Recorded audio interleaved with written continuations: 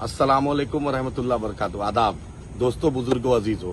राजद के लोग का देखा कि आज महंगाई पर, भ्रष्टाचार पर आज धरना था। समझ में नहीं आता है राजद के लोगों का कि एमआईएम से इतनी बेचैनी क्यों है। अरे बताओ भाई, क्यों बेचैनी है? इतनी हिम्मत नहीं है कि राष्ट्रीय जनता दल का जो एमएलए ने क्रॉस वोटिंग किया राज्यसभा में, वो नहीं दिखा? कांग्रेस के 3-3 एमएलए ने क्रॉस वोटिंग किया, उस पर हिम्मत नहीं है बोलने की। इतना एमआईएम पर बोलते हो भाई, इतना बेचैनी है। मास्टर साहब, आप तो ऐसा बोलते हैं कि अवतार में तो यही बात तेजस्वी जी से बुलवा दीजिए ना। जिंदगी भर तो नरेंद्र मोदी और नीतीश कुमार का चालीसा आपने मास्टर साहब पढ़ा।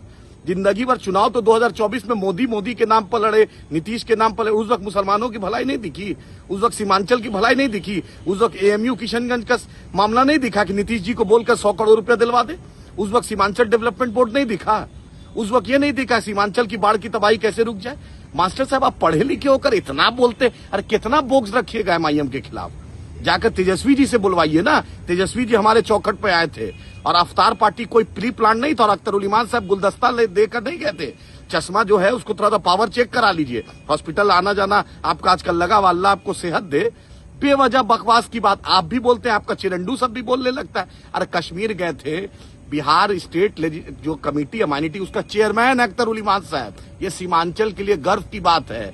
हर एमएलए एक आदमी को ले जा सकता है। अल्हम्दुलिल्लाह अख्तर उल ईमान साहब ने सीएम के एडवाइजर से मुलाकात की, हेल्थ मिनिस्टर से की, एजुकेशन मिनिस्टर से की, सीमांचल के नौजवानों से की, फारूक अब्दुल्ला साहब से की, वहां के all India Muslim personal law के अध्यक्ष से की, जो ग्रैंड मुफ्ती है उनसे की, सज्जाद लोन साहब से की, और मुख्तलिफ लोग जो वहां के रिप्रेजेंटेटिव है उससे की, ताकि सीमांचल का, बिहार का कोई भाई मेरा अगर वहां तकलीफ में हो तो उसके लिए हम लोग खड़े रहें। हम आप लोग की तरह नहीं है। हिंदुस्तान में जाकर पता कर लीजिए, खासकर बिहार लेजिस्लेटिव असेंबली का रिकॉर्ड पता कर लीजिए। पहली बार कोई पॉलिटिकल पार्टी का लीडर जो स्टडी टूर में गया था, जो इतने टाइप के लोगों से, इतने टाइप के इंस्टीट्यूशन से जाके मिला, ताकि सीमांचल का, बिहार का और कश्मीर, जम्मू कश्मीर का रिश्ता हो। उन लोग ने हमारा शुक्रिया अदा किया। ये आपको नहीं दिखता है? कितना बोग्स रखिएगा। यही बात जो मास्टर साहब आप बोल रहे हैं कि गुलदस्ता लेके गए थे, तेजस्वी जी से पूछ लीजिए ना, तेजस्वी जी एमआईएम के बारे में क्या बोलते हैं। अभी एमएलसी चुनाव में तेजस्वी जी ने फोन करके अख्तर उल ईमान साहब को क्या बोला?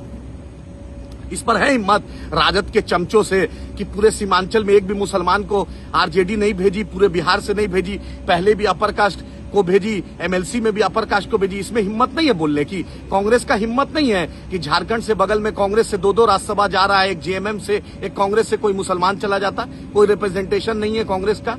जाके आपने मध्य प्रदेश में नहीं देखा, इतनी बड़ी मुसलमानों की आबादी है, कोई वहां से राज्यसभा चला जाए? ये आपको नहीं दिखता है। को खाली एमआईएम दिखता है। ये नहीं दिखता है कि तेलंगाना में रेवंत रेड्डी साहब जो चीफ मिनिस्टर हैं, मास्टर मुजाहिद साहब आपसे बहुत बड़े हैं, आपके जितने चिरंडू हैं उनसे भी बहुत बड़े हैं।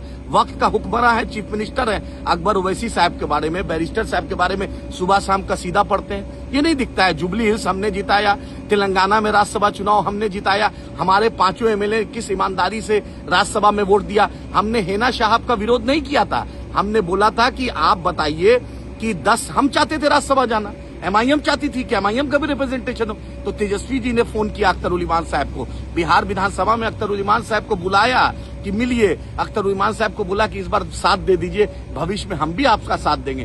तो तेजस्वी जी ना राजद के लीडर हैं। लालू जी ने बैरिस्टर साहब को फोन किया था, ये जानकारी नहीं है। सैयद फैसल अली साहब जो नेशनल जनरल सेक्रेटरी है, उनसे पता कर लीजिए। मास्टर साहब, अभी आपका कद उतना नहीं बढ़ा है। जिंदगी भर तो भाजपा का डुगडुगी डुबाए, कभी दिलीप जायसवाल जी किया जाते थे, कभी नीतीश जी किया, कभी विजय चौधरी, कभी सरवन कुमार, कभी जितना भाजपा नेता का परिक्रमा करते थे। अब एमआईएम पर बोलने से पहले अपना गिरमान जाइए। साधु जी क्या क्या बोल रहे हैं वो नहीं दिख रहा है। मुसलमानों को बेइज्जत कर रहे हैं, शहाबुद्दीन साहब मरहूम पर क्या बोल रहे हैं, उस पर हिम्मत नहीं है। एमआईएम है, बोलिए जितना बोलना है। क्या कीजिएगा? तेजस्वी जी फोन करते हैं, बोलते हैं एमआईएम एक मजबूत है, वो रिकॉर्डिंग सुन लीजिए। एमआईएम एक मजबूत आवाज है। जाकर आईपी गुप्ता साहब से पूछ लीजिए, दारुसलाम के चौखट में एमआईएम के बारे में क्या क्या, वो आपके गठबंधन के नेता है, इसलिए उतना ही बोला जाता है। उतना ही बोलिए। जितने चिरंडू जो हैं उनको बोलना चाहते हैं कि एमआईएम एक आवाज है सीमांचल की या बिहार के मुसलमानों की, मजलूमों की। ना आप इसको कमजोर कर सकते हैं, इंशाअल्लाह क़यामत की सुबह तक रहेगी। जितना एमआईएम के नाम पर मार्केटिंग करना है, ज़कात फितरा खाना है, एमआईएम को कोई दिक्कत नहीं है। महंगाई पर धरना था, महंगाई पे दीजिए, बिजली पर दीजिए। कभी जाकर देखिए सरवर आलम साहब ने क्या क्या काम किया है। अख्तर उस्मान साहब ने जितना बड़ा ब्रिज बनाया ना मास्टर साहब, उतना आज तक जदयू का आप जितना कसीदा पढ़ते तो उतना बड़ा ब्रिज नहीं बना है। तो थोड़ा सा शर्म कीजिए, थोड़ा सा लिहाज कीजिए। जाकर अपने टॉप लीडर को बोलिए कि यही बात जो आप बोलते हो टॉप लीडर बोल दे, तब ना समझेंगे। बी टीम बोलते हैं। वहां पर चचा एक बैठे हुए थे, बेगूसराय से आए हैं, घर किशनगंज में, अब बी टीम बोल रहे हैं। तो जाकर पूछिए ना रेवंत रेड्डी साहब कहे नहीं बी टीम बोलते हैं। अभी उपराष्ट्रपति का चुनाव हुआ, किसने वोट दिया? हर जगह मेरे ही जरूरत पड़ती है।